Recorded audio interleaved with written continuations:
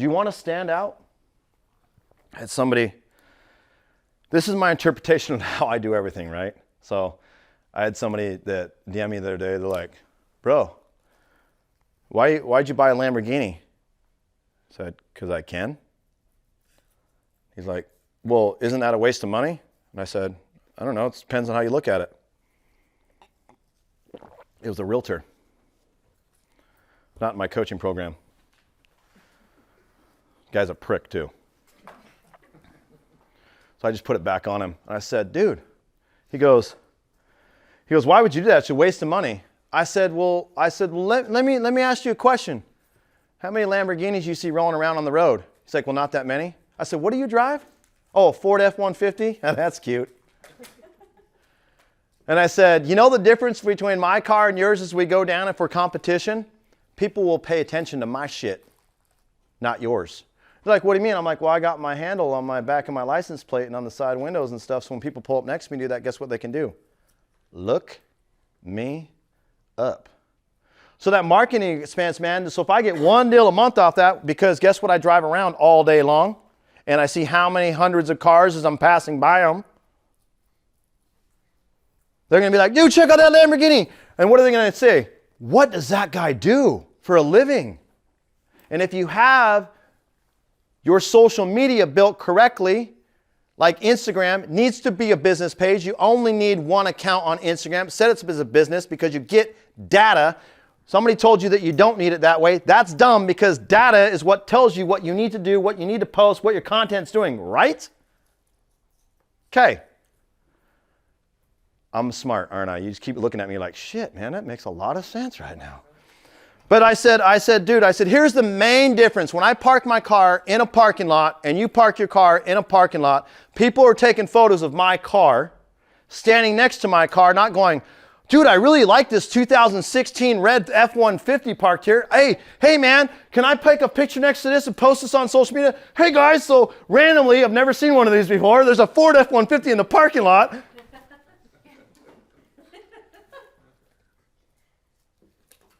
That makes sense? Because people all the time, like I always have, I'll have little kids. I've always done this. I've always been a big proponent of this. I literally will, a kid will be like, oh man, that car's so cool. And if I'm sitting there or whatever, I'm like, dude. And he's like, they're usually walking with their parents. I literally get out of my car. And I said, bro, come here real quick. He's like, and you know, it's usually a boy because they really like that stuff. And I said, man, why don't you just get in there? And so they get in my car and I shut the door. And I said, ma'am, do you want to take a picture of your son in this? And she goes, yeah. She's like, is that really okay? I'm like, absolutely. And then when he gets in that car, I said, dude, I want you to feel that steering wheel. So he feels it, right? I'm like, see all these buttons, what they do? So I'm kind of explaining from the outside after I take the photo. I said, bro, how does that feel? He's like, dude, this is awesome. He's like, and his mom, they always typically say, oh my gosh, they're so into cars. I said, here's what I want you to do, son.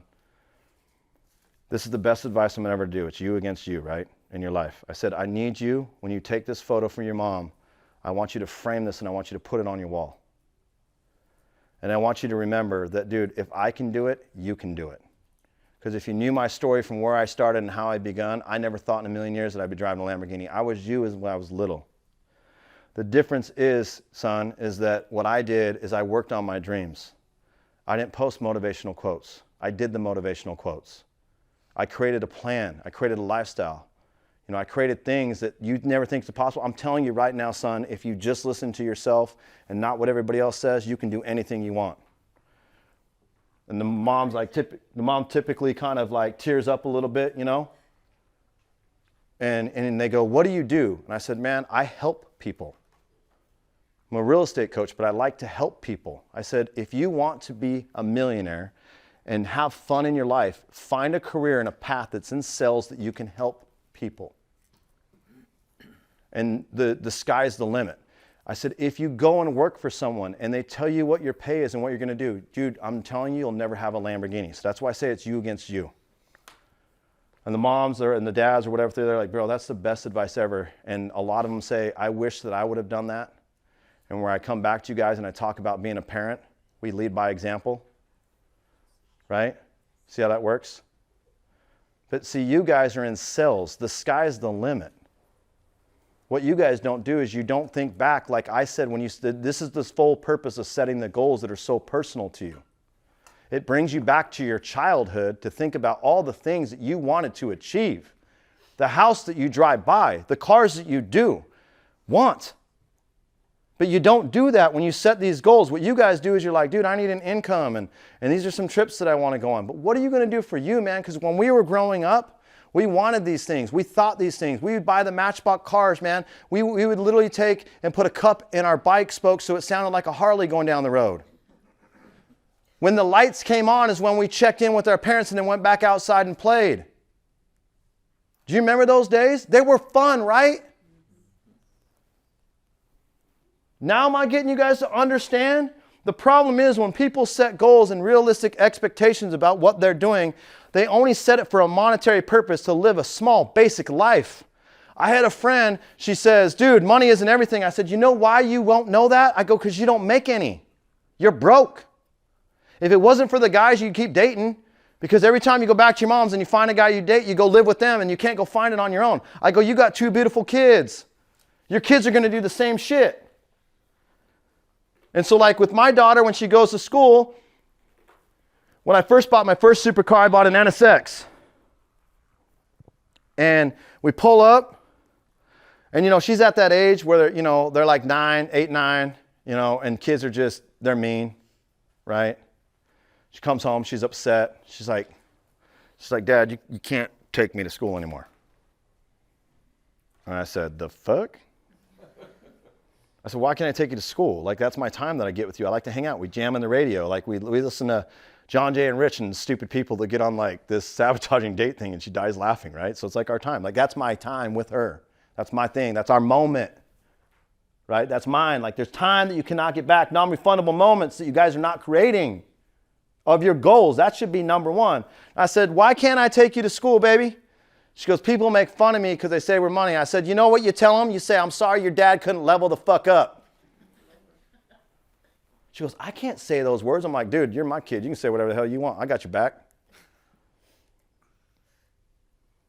She did not say those words because my daughter's like, dude, she's so nice.